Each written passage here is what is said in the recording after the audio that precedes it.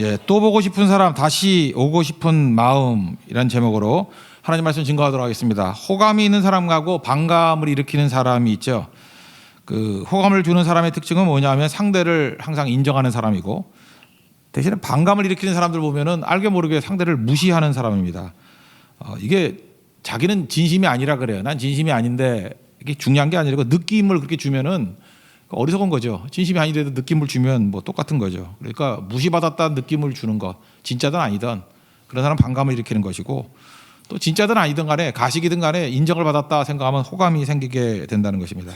어떤 사람이 늘 고맙습니다 이렇게 인사하고 다니는 사람이 있어요. 하도 고맙습니다를 남발하니까 주변에 있는 친구들이 그러더라는 거예요. 도대체 뭐가 고맙냐? 그랬더니 그냥 그러더라는 거예요. 그게 그냥 그렇게 산다고. 뭐 돈 드는 것도 아닌데 뭐 힘드냐고. 그냥 그렇게 산다고. 어떻게 보면 가식적일 수도 있고 기계적일 수도 있지 않습니까? 그런데 효과가 굉장히 좋은 거예요. 늘 고맙습니다 그럴 때 주변 사람들이 반응이 너무너무 좋은 거예요. 우리가 보통 금수저, 뭐 흙수저 그러지 않습니까? 금수저가 좋다는 게 뭐예요? 출발선이 다르다는 거 아니에요. 금수저는 출발을 앞에서 출발한다면서요. 흙수저는 뭐 뒤에서 출발한다면서요. 근데 여러분 영적 금수저 되는 방법이 하나 있어요. 늘 고맙습니다. 늘 웃고 다니면요. 남들보다 한 10걸음은 앞서가게 돼 있어요. 그죠? 그러니까 금수저 타령하지 말고요. 되게 흙수저라 그러는 사람들이 찡그리면서 흙수저라 그러니까 그러지 않아도 뒤처졌는데 찡그리니까 더 뒤처지는 거죠. 그러니까 여러분들이 늘 고맙습니다. 웃고 감사합니다. 그러면은 그게 금수저 된다니까요. 훨씬 앞서가는 인생이 된다는 것입니다. 이 사람 친구예요. 기자인데 그 친구가 늘 고맙습니다 그러다 보니까 자기도 기분도 좋고 그러더라는 거예요. 뭐 돈 드는 거 아니라 그래서 자기가 늘 고맙습니다 그랬다라는 거예요. 근데 보통 이렇게 기자들이 약간은 좀 이렇게 고자세 아닙니까? 이렇게 다른 사람들을 막 캐고 뒷조사하고 막 그 터트리면은 막 사람들이 당황해하고 하니까 자기가 이제 고자세로 줄어 나가는데 그 기자들이 좀 약간 건방지대요. 근데 이 사람이 늘 고맙습니다, 고맙습니다 그러니까 사람들이 기자는 기자인데 기자 같지 않다 그런 얘기를 하더래요. 왜냐하면 기자치고 고맙습니다 이렇게 많이 하는 사람이 없거든요. 그래서 저 사람은 뭔데 저렇게 겸손할까? 뭔데 저렇게 고맙습니다 그럴까? 이제 그러다가 뭐 별일이 없었는데 한 번 이 사람이 이제 일반 기자인데 그 프랑스 칸 영화제라고 있잖아요. 깐느라 그러나 뭐 칸 영화제 있지 않습니까? 거기에 자기가 가고 싶은 마음이 있더라는 거예요. 근데 그 연예 기자나 가지 뭐 일반 기자는 잘 못 가잖아요. 갈 이유도 없고 특파원이 있으니까 뭐 특별하게 뭐 황금종려상 받지 않는 한에는 받아도 뭐 거기 있는 사람들이 취재하면 되는 거니까 자기가 꼭 가보고 싶은 마음이 들더라는 거예요.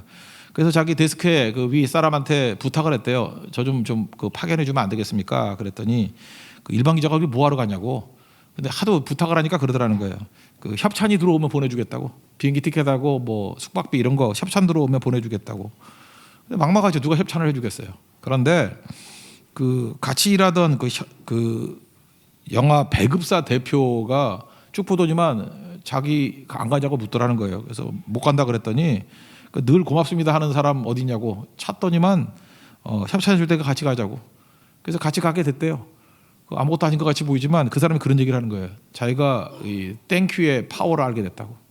그러니까 친구 따라서 늘 고맙습니다 고맙습니다 그러다 보니까 사실은 말도 안 되는 일이었는데 이렇게 길들이 열리고 그 이후부터 이 사람이 잘 풀리는 거예요. 이렇게 일들이.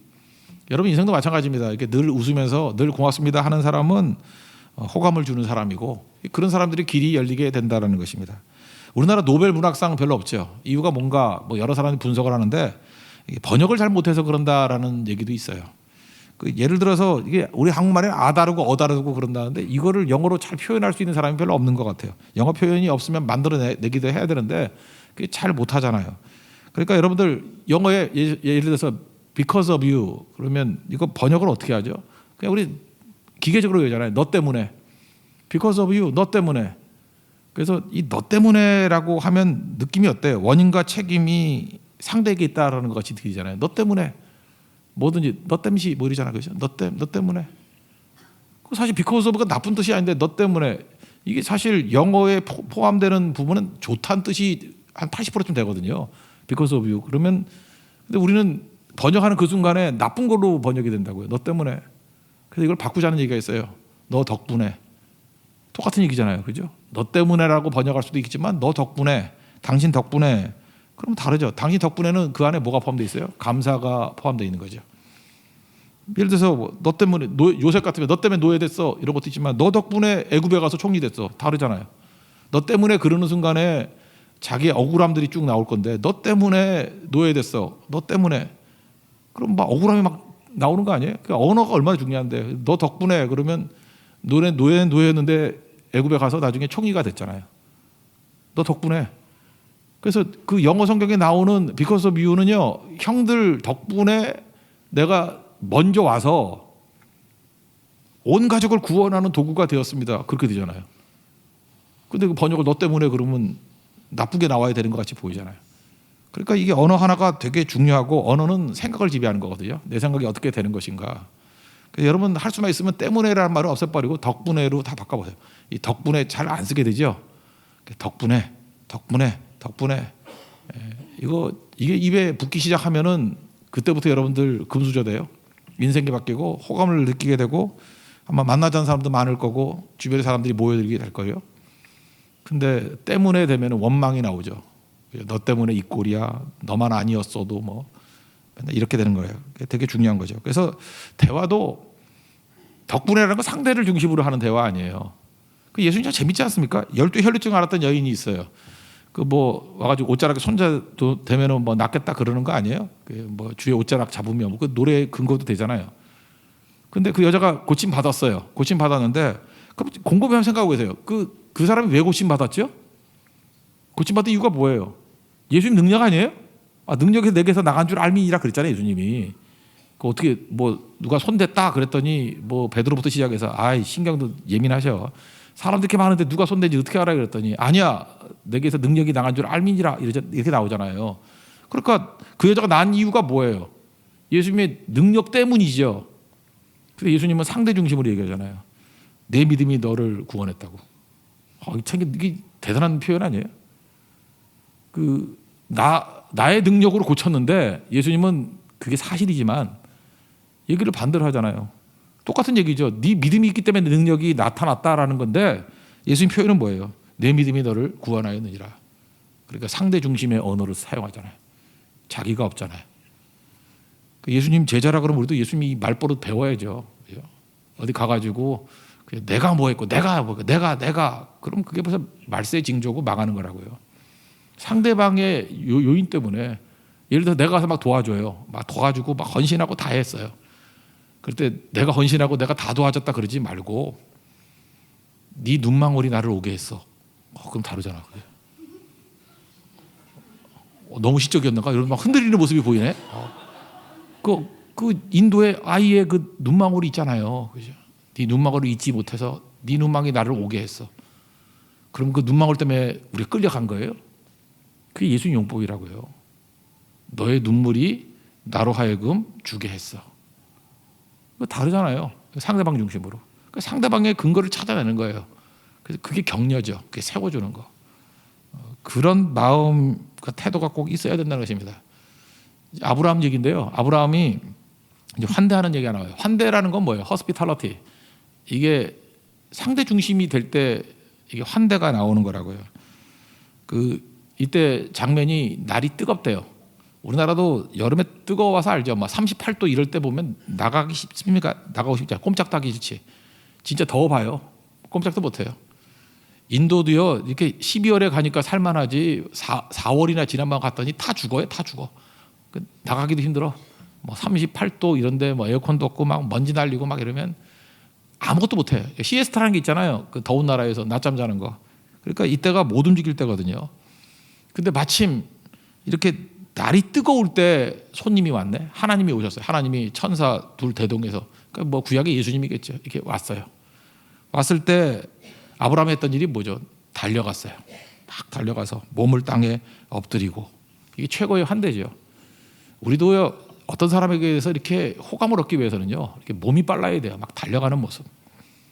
이렇게 음식을 먹을 때도 이렇게 옆에서 막 챙겨주고 막 뭐 음식 먹겠다 그러면 뷔페 같은 데서 막 뛰어가서 갖고 오고 막 이러면은 나도 모르게 마음이 다 뺏겨버려요. 와, 이 사람이 너무 환대해주네, 너무 잘해주네. 그리고 그게 어슬렁어슬렁 갔다 오는 게 아니라 이렇게 마음에 싫은 사람들 있잖아요. 그러면 어슬렁어슬렁 갔다 오잖아요. 근데 뭐 손살같이 갔다 해요. 그게 환대거든요, 환대. 그러면 그 사람에게 마음이 다 빼앗겨 버리는 거라고. 아브라함이 그랬어요. 손님 셋이 오니까 하나님이 오시니까 달려가서 엎드리고 이건 뭐 속도죠. 이건 사랑의 마음, 엎드림, 겸손한 마음. 그런 게 있었다는 것입니다. 오늘 1절과 2절 한번 다 같이 읽겠습니다. 시작. 여호와께서 마므레의 상수리 나무들이 있는 곳에서 아브라함에게 나타나시니라. 날이 뜨거울 때 그가 장막문에 앉아 있다가 눈을 들어본즉 사람 셋이 맞은편에 서 있는지라. 그가 그들을 보자 곧 장막문에 달려나가 영접하며 몸을 땅에 굽혀 그랬죠. 뛰쳐나갔다. 이거 뭐예요? 보자마자 뛰쳐나갔다. 이거 반사 행동이거든요. 반사 행동에는 생각하고 행동하는 게 아니죠. 반사 행동은 생각하는 게 아니잖아요. 그냥 즉각적으로 반사적인 거예요. 말 그대로 이렇게 생각 없이 극지한 대접한 거. 여러분 믿음의 훈련이라는 게 뭔지 알아요? 믿음 있는 사람은요 반사 행동을 하는 거예요. 뭐 생각하고 행동하는 게 몸에 뱄다 그러죠. 저 사람은 친절이 몸에 뱄어. 저 사람은 긍휼이 몸에 뱄어. 우리는 생각해서 하는 사람들이 아니에요. 언제까지요? 그냥 반사적으로. 우리 요즘에 선교 많이 가니까 선교 많이 가는 분들을 보면 성도도 이렇게 반사적으로 하더라고. 그죠? 그냥 알아서 해, 알아서. 몸에 밴 거거든요. 몸으로 기억한 거는 잘 안 잊어버리잖아요. 그죠? 근데 이게 적대적인 사람의 특징이 뭐냐면 눈길도 안 줘요. 참 이게 그 사람 참 인생이 힘든 거죠. 예수 믿고도 이렇게 된다는 건 이거 믿음이 없는 거예요. 믿으면 이렇게 하면 안 되죠. 우리 예수님 믿을 때도 그렇게 믿을 거 아니에요. 예수님 믿는다는 게 뭐예요? 눈길 주는 거 아니에요? 시선을 맞추는 거 아니에요? 그 예수님 그러면 일어설 줄 알고 예배 드릴 때도 일어섰다 앉았다 하는 걸 너무 싫어해. 이놈의 교회는 잠깐만 일어섰다 앉았다 그러고 짜증나 뭐 그죠? 짜증나 뭐 역교회 간다 그러고 가라고. 그죠? 이게 주님을 대접한다는 게 뭐예요? 일어섰다 앉았다 막 뛰었다. 그거 뭐예요? 최대한도로 관심과 배려와 사랑을 표시하는 거죠. 믿는 만큼 환대할 수 있어요. 그래서 하나님 잘 섬기면요 그걸로 인간관계도 그렇게 하면 최고가 되죠. 하나님 예배하듯이 인간관계 맞으면 최고가 되지 않겠습니까? 그죠? 화사하게 웃고 기쁘고 예배 드릴 때 이 기뻐하는 모습 가지고 사람을 만난다 그러면 안 될 게 뭐가 있겠어요. 근데 우리는 어때요? 그 사람을 이용하려는 게 아니고 그 사람을 사랑해서. 사람은 믿을 대상도 아니고 이용 대상도 아니고 사랑 대상이잖아요. 그래서 똑같은 얘기지만 접대와 대접의 차이가 뭐예요? 글자 바꿨다? 예, 맞아요. 그것도. 예. 접대와 대접의 차이가 뭐예요? 접대는 보상을 바라고 하는 거예요. 세상에서 있는 것을 접대. 그래서 우리는 접대한다라고 할 때 뭔가 아쉬워. 그래서 말을 바꿔서 대접이라 그래요. 대접은 뭐예요? 아무 보상 없이. 그래서 여러분들 세상이 접대 문화잖아요. 근데 우리 교회는 대접 문화예요. 아무 보상 없이 그냥 베푸는 거예요. 대접하는 거. 그게 되게 중요한 거겠죠. 탕자 아버지 보세요. 사랑하니까 막 달려가잖아요. 누가 뭐 15장에 보니까 멀리서 탕자가 올 때 아버지가 달려가서 먼저 보고 달려갔다 그러잖아요. 달려가는 게 뭐예요? 사랑이거든요. 그러니까 여러분들 주의 일에 민첩하게 해달라고, 빠르게 해달라고. 속도는 사랑이에요. 속도는 사랑이라고요. 사랑하면 막 뛰쳐가요. 속도는 눈길이에요. 그래서 우리가 무슨 일 하든지 그에게 눈을 맞춰주고요. 눈을 맞추면 웃게 돼 있잖아요. 눈을 맞추고 웃고 그다음에 속도 빠르게 부르면 언제든지 스탠바이하고 뛰어갈 수 있는 그게 사랑이에요. 그런 모습이 있기를 원합니다. 또 한 가지도 뭐예요? 더러움을 극복하는 거죠. 누군 다 더럽다 그러는데 그 극복하는 거예요.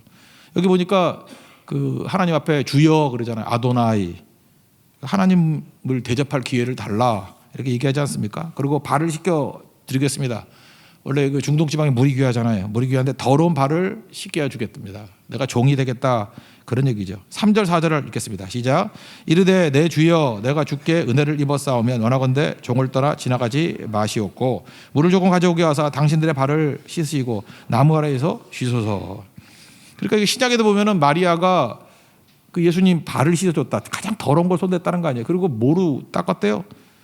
머리카락으로. 여자분들 머리카락 귀하기잖아요. 머리카락 이게 손만 잘못해도 바래잖아요. 이거 어떻게 얼마짜리 30만 원짜리 머리인데 네가 손을 대? 막 안 그러나요, 여러분? 우리 집 딸만 그러나? 막 머리 하고 난 다음에 되면은 손 대지 말라고. 아버지한테 어디 감히 내 돈인데 그 하여튼 그래요. 요즘에 내가 피해 의식이 너무 많은 것 같은데 하여튼 계속 그런 게 있거든요. 근데 그 귀한 여자분들이 그 머리카락 얼마나 귀하게 그걸로 예수님 발을 닦아줬다. 이게 뭐예요? 사랑이죠. 사랑하면 더러운 것도 손대게 돼 있죠. 예수님이 나병 환자 사랑하셨잖아요. 나병 환자 말씀으로도 고칠 수 있는데 만지시면서 고쳐주셨다. 이게 사랑이죠. 사랑하면 다 만지게 되어 있는 거죠. 이 마리아 보세요. 이 향유를 깨가지고 붓고 머리카락으로. 그때 예수님 뭐라 그래요? 야, 그 사랑이 없는 사람은 막 가론자 같은 사람 화를 내잖아요. 이거 팔아가지고 뭐 가난한 자 구제하자 그랬는데 이게 무슨 소리냐? 그죠? 온천하 어디든지 복음이 전파되는 곳에는 이 여자가 행한 일도 전파되리라, 기억되리라. 귀하다는 거예요. 그렇죠? 사랑에 허비가 있어요. 사랑하면 더러운 거 가고 허비하고 막 그러는 거죠. 귀한 거죠 이게. 그러니까 우리가 현장에 나아가는 그런 모습들이 있어야 된다는 것입니다. 이게 너무너무 귀중한 거죠.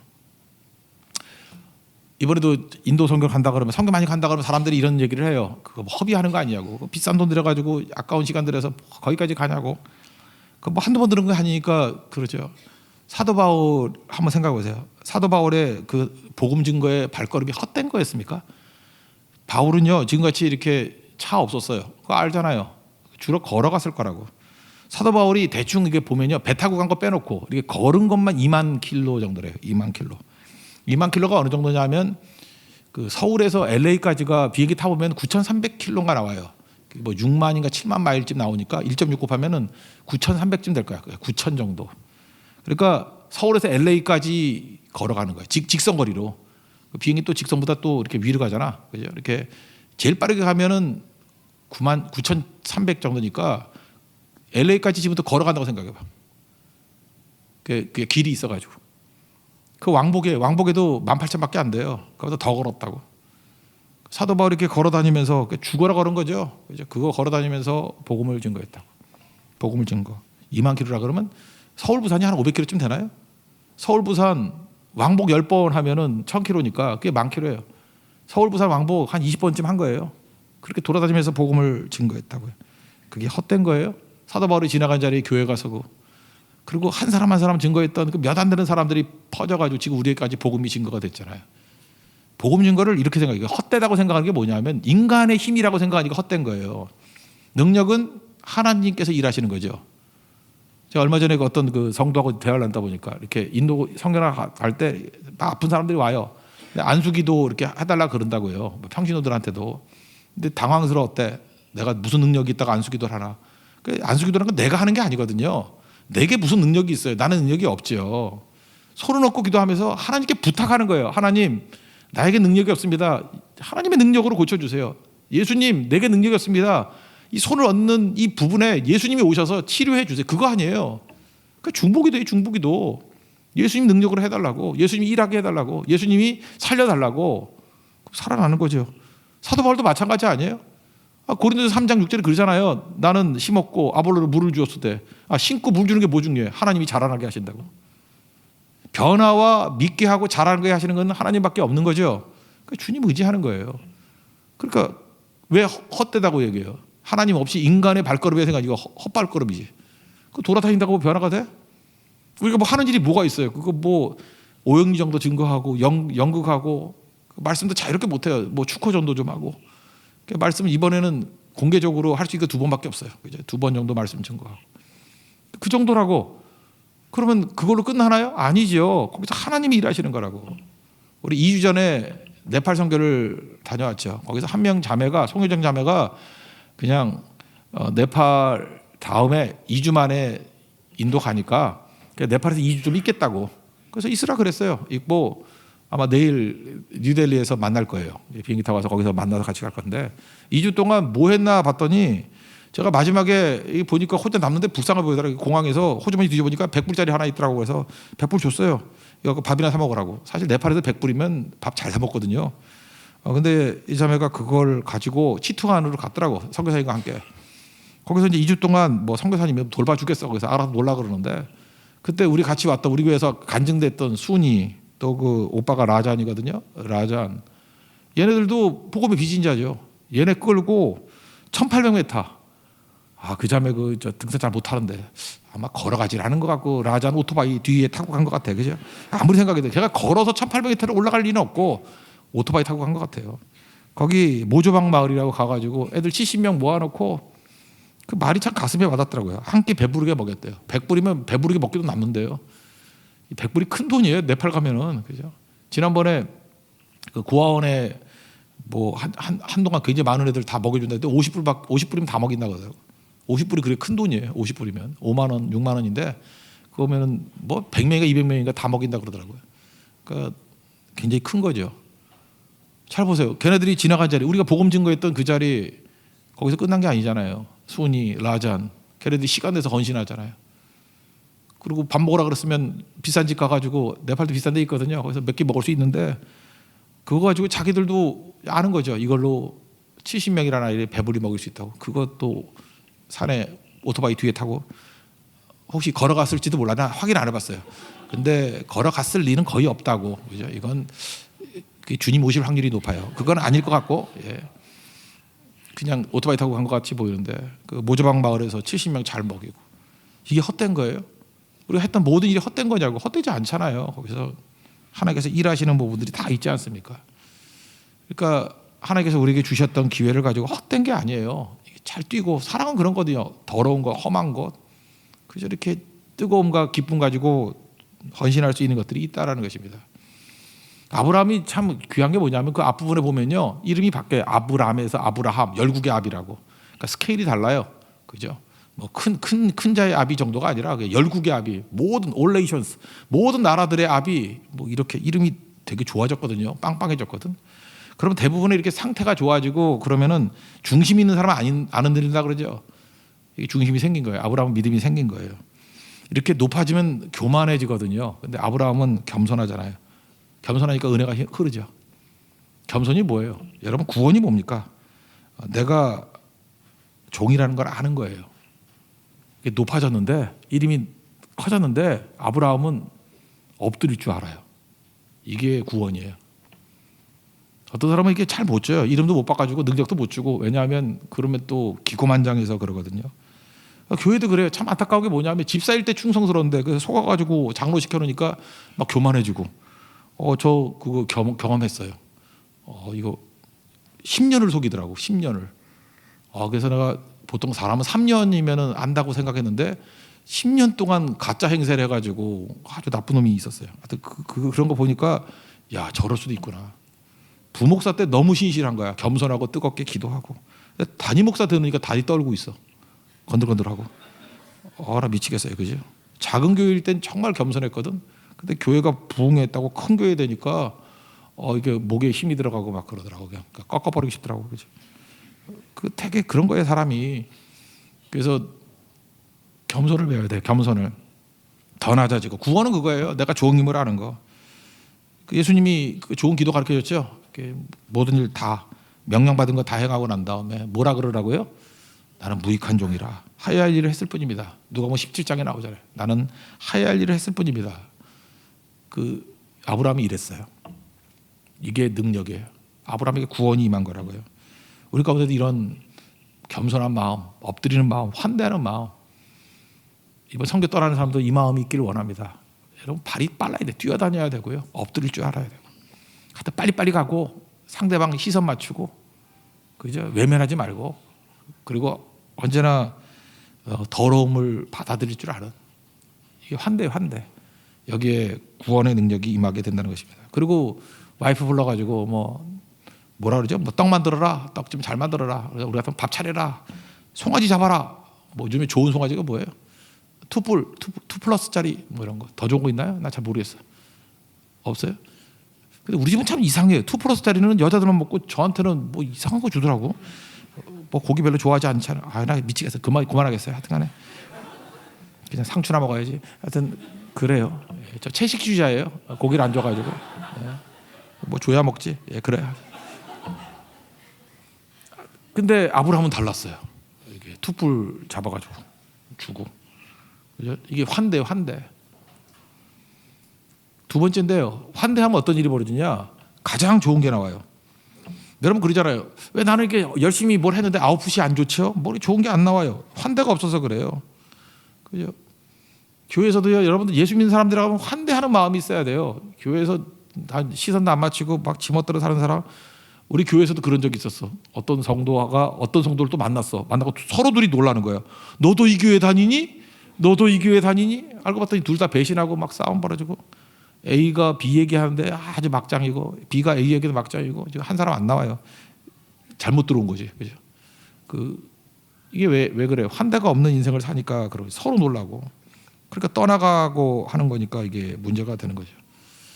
일단 잘 먹였어요. 잘 먹였더니 8절 한번 읽어보죠. 8절 시작. 아브라함이 엉긴 젖과 우유와 하인이 요리한 송아지를 가져다가 그들 앞에 차려놓고 나무 아래에 모셔 섬에 그들이 먹으니라. 여러분 잘 먹으면 입이 열리는 거 아시죠? 잘 먹으면 꿀 먹은 벙어리 그런 거 있잖아요. 그죠? 잘 먹으면 딴소리도 안 하고 이게 입이 열려요. 그래서 세상에 접대 문화가 있는 거야. 왜 접대하죠? 접대하면은 입이 열리고 마음이 열리고 다 열려요. 근데 여기는 접대가 아니라 우리는 대접이잖아요. 대접은 뭐예요? 대가를 원하지 않는 거예요. 보상을 원하지 않는 거예요. 그랬더니 하나님이 맞죠. 네 아내 사라가 어디 있느냐? 사라라는 이름 가르쳐 주다 이름도 알잖아요. 그리고 내년에 또 온다 그러잖아요. 내년에 또 온다. 이렇게 되게 중요한 거예요. 다시 와야 사는 거예요. 다시 와야. 교회 되기 위해서는 뭔지 알아요? 교회 한번 왔죠. 그러면 또 와야지 교회예요. 여러분 단골하냐? 지난주에도 왔고 지금도 왔잖아. 아침에도 오고 지금 이렇게 단골이 많아야 돼. 단골이. 왔던 사람이 또 와야 되는데 한 번 왔다가 이거 다시 가는 바. 그러면 교회는 문 닫아야 돼요. 그죠? 단골이 많아야 돼. 보세요. 환대하니까 어떤 일이 벌어져요. 또 온다 그러잖아요. 또 온다. 또 오세요. 이게 되게 중요한 거죠. 또 오세요. 여러분 사랑이 없으면 또 못 와요. 우리 선교 갔을 때도 이게 뭐라 하죠? 사랑이 없는 사람은 선교 갈 때 이러잖아요. 뭐 외국 여행으로 알아. 한 번은 네팔 갔다, 한 번은 인도 갔다, 뭐 한 번은 말레이시아 갔다 이렇게 비행기 돌아다니는 사람이 있죠. 이건 뭐 심정은 이해하는데 이게 별로 그렇게 퀄리티 높은 신앙은 아닌 것 같아요. 진짜 사랑은 뭔지 알아요? 그냥 한 군데 계속 하는 거예요. 그래서 우리 그러잖아요. 뭐 이번에 인도가 8차 그러면 다음에 또 오시겠죠. 그러죠. 네팔도 14차 다 믿더라고. 이제 차수를 붙여놓으니까 15차 봄에 또 봐요. 그러면 그 말을 믿어요. 다 믿어. 동네 사람들도 우리 박대를 안 해. 왜냐하면 또 올 거거든. 또 오면 다음에 닭 안 줄까 봐 계속 인사하고. 그죠? 정말 그래요. 그 힌두 사람들도 막 무시 안 하더라고. 또 올 거니까. 또 오게 만드는 게 되게 중요한 거거든요. 환대하면 또 와요. 계속 온다고. 9절 10절 한번 보겠습니다. 시작. 그들이 아브라함에게 이르되 내 아내 사라가 어디 있느냐? 대답하되 장막에 있나이다. 그가 이르시되 내년 이맘때 내가 반드시 내게로 돌아오리니 내 아내 사라에게 아들이 있으리라 하시니 사라가 그 뒤 장막 문에서 들었더라. 그러니까 또 온다, 다시 보고 싶다, 뭐 이렇게 되게 중요한 거예요. 여러분도 마찬가지예요. 어떤 사람 만나고 난 다음에 또 만나고 싶은데요. 이게 중요한 거예요. 여러분 인생이 다시는 안 봐. 이제 끝이야. 그러면 여러분 인생 종신 거예요. 또 보고 싶습니다. 또 만나고 싶습니다. 다시 보고 싶습니다.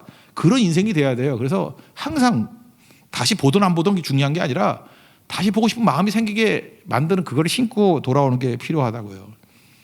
그러면 이 사람이 뭘 준다 그랬어요? 줄 수 있는 능력이 뭐예요? 자기가 가지고 있는 제일 좋은 걸 주잖아요. 아들 주겠다고 내년 이맘때.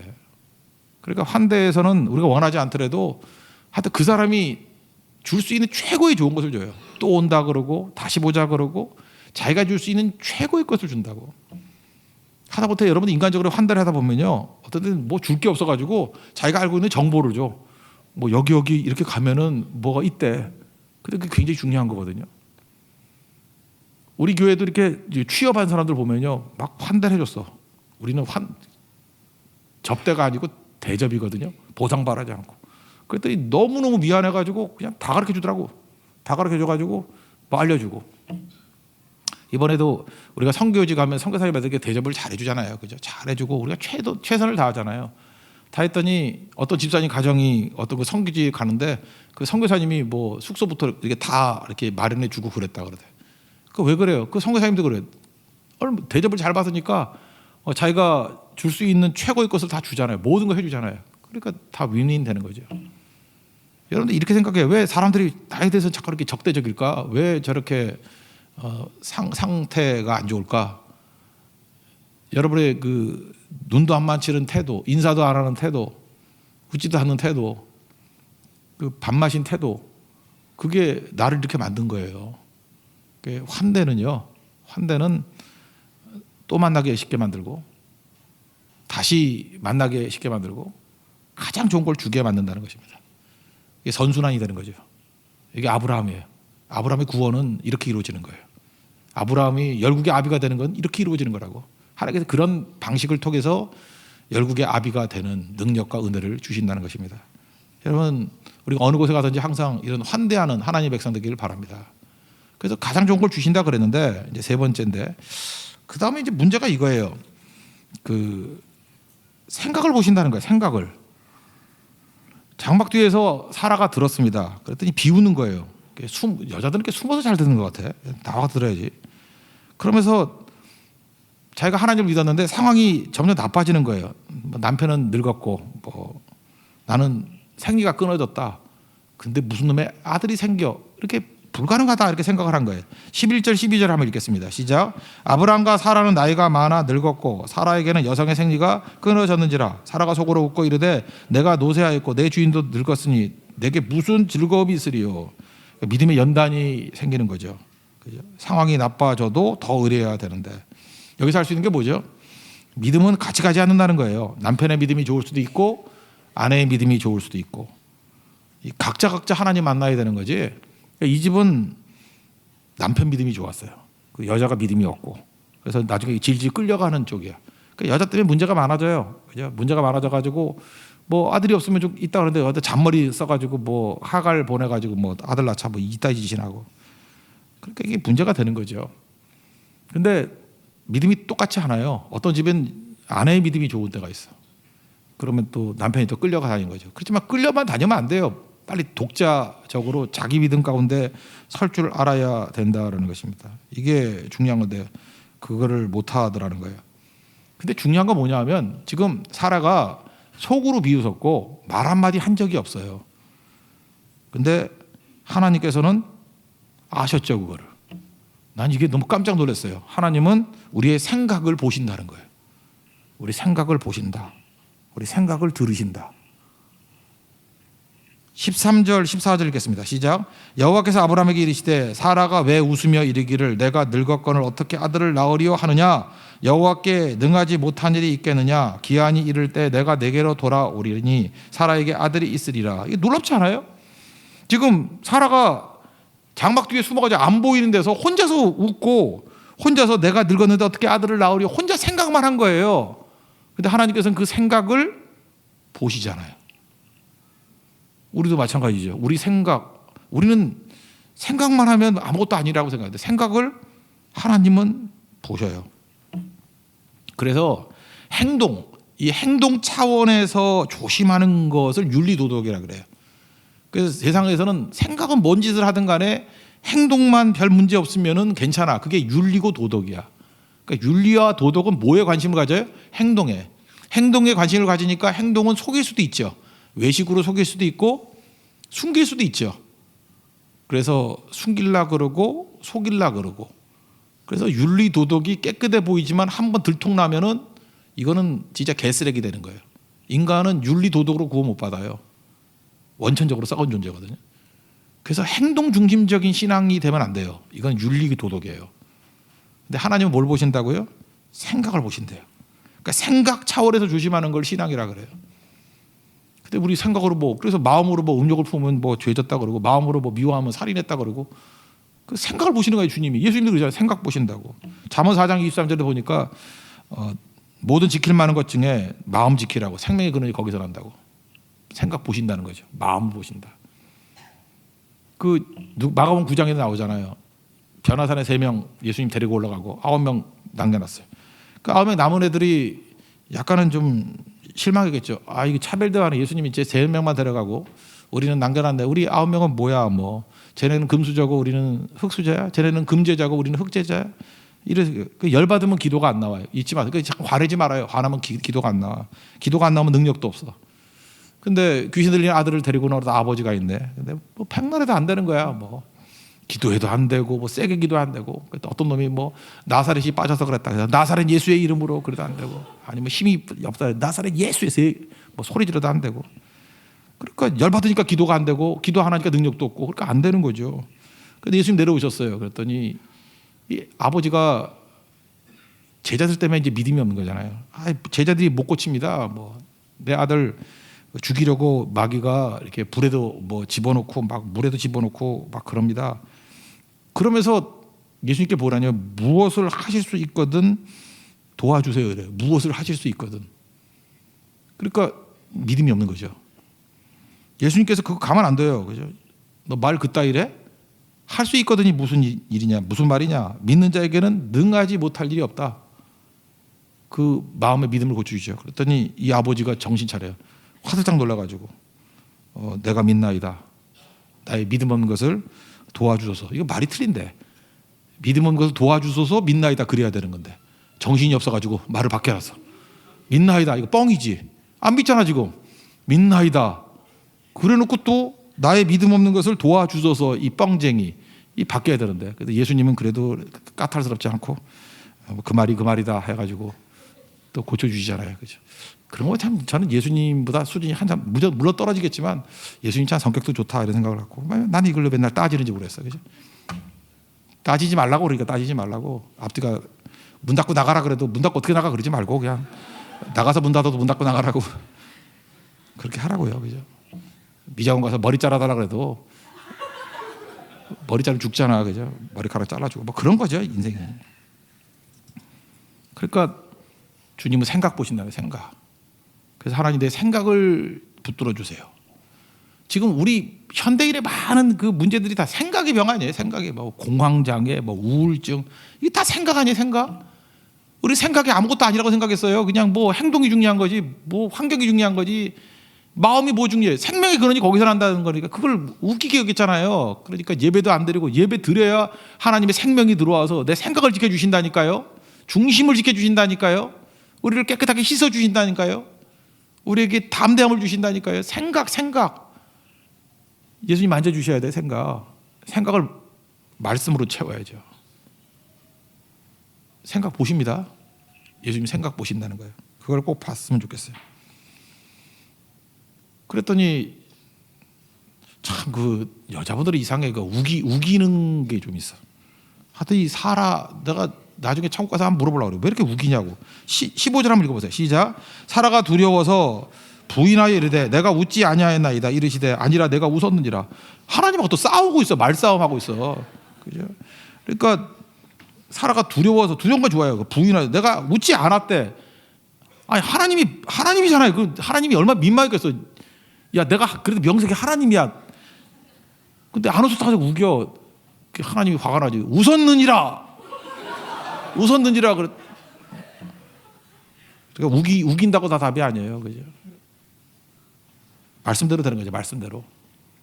하나님 말씀대로 된다는 걸 꼭 잊지 마십시오. 여기서 참 하나님이 유머예요. 이게 웃었죠. 그래서 아들 이삭이 웃음이에요. 웃음. 네가 웃었지? 그래. 웃음의 결과야. 이삭. 웃음이 열매로 나타나잖아요. 그래서 이렇게 생각하면 돼요. 하나님이 말씀하신 건 다 현실이에요. 저는 이런 바울의 믿음이 있었으면 좋겠어요. 사도행전 27장 같은데 뭐 유라굴라 강풍이 막 불었잖아요. 막 불어서 환경은 다 죽게 돼 있어. 뭐 누구나 뱃사람들도 다 죽었다고 생각해서 이게 절망이다. 근데 밤중에 하나님이 바울에게 나타나서 바울아 두려워하지 마라. 내가 가이사 앞에 서야 된다. 그러니까 로마로 간다는 거죠. 하나님께서 너와 항해하는 모든 사람들을 다 건져주신다 라고 말씀하셨대요. 말씀이 근거예요. 하나님이 말씀하셨다는 거예요. 하나님이 말씀하셨어. 그래서 사람들에게 얘기하잖아요. 그러므로 여러분들 안심하라고. 나는 내게 말씀하신 그대로 되리라고 하나님을 믿노라. 이게 믿음이 돼야 돼요. 여러분도 믿습니까? 여러분 하나님이 그대로 되리라고 말씀하신 그대로 되리라고 하는 것을 나는 믿는데요. 우리 이게 뭐예요? 이게 하나님 말씀이죠. 성경에 그대로 된다는 걸 나는 믿노라. 그게 우리 성도예요. 그리고 세상이 두 쪽이 나도요. 말씀대로 됩니다. 그러니 우리는 반드시 한 섬에 걸리리라. 나중에 270명 다 건진 받았어요? 못 받았어요? 받았죠. 환경 다 필요 없어요. 말씀은 그대로 이루어져요. 여러분 하나님의 말씀을 그대로 믿는 이런 아브라함의 믿음이 있는 하나님의 종 되기를 바랍니다. 그래서 믿음이 딴 거 아니에요. 말씀 없이 믿음이 없어요. 그냥 말씀이 있으면 내 생각과 말씀이 충돌하면 내가 틀렸겠지. 말씀이 맞아. 그리고 환경이 뭐 말도 안 되는데 하나님이 된다 그래요. 그럼 뭐 되겠지. 그래서 내 생각을 말씀으로 치환시키는 거예요. 계속. 생각도 보시거든요. 내 생각을 자꾸 말씀으로 치환시키는 거예요. 지금 아브라함은 말씀으로 치환이 됐어요. 근데 사라는 아직 치환이 안 됐어. 이제 이후에 치환이 됐겠죠. 그래서 계속해서 오락가락하는 생각이 말씀으로 가득 찬 생각으로 변화가 되는 거. 그게 믿음이에요. 그래서 믿음은 자꾸 들어야 되죠. 말씀을 들어서 생각 대신에 말씀으로 채워나가는 거. 그러면 사람들이 여러분 변했다 그러고요, 후덕해졌다 그러고 뭔가 좋다 그러고 여러분 얼굴 보고 잠깐 웃을 거예요. 그죠? 널 보니까 평안함이 있고 기쁘다 그러고 뭔가 성장한 것 같다 그러고, 그게 믿음의 성장입니다. 여러분 교회도 환대를 통해서 가장 좋은 것을 다시 되받는 그런 영적 선순환이 이루어지기를 원합니다. 그리고 하나님은 생각을 보십니다. 생각을 다 말씀으로 바꿔서 하나님이 쭉 보실 때 네 안에 말씀이 있구나, 네 안에 중심이 있구나, 그런 성도가 되는 축복이 임하기를 기원합니다. 자리에서 일어나겠습니다. 주품의 품으소서 찬양했습니다. 스틸 찬양했습니다. 스틸.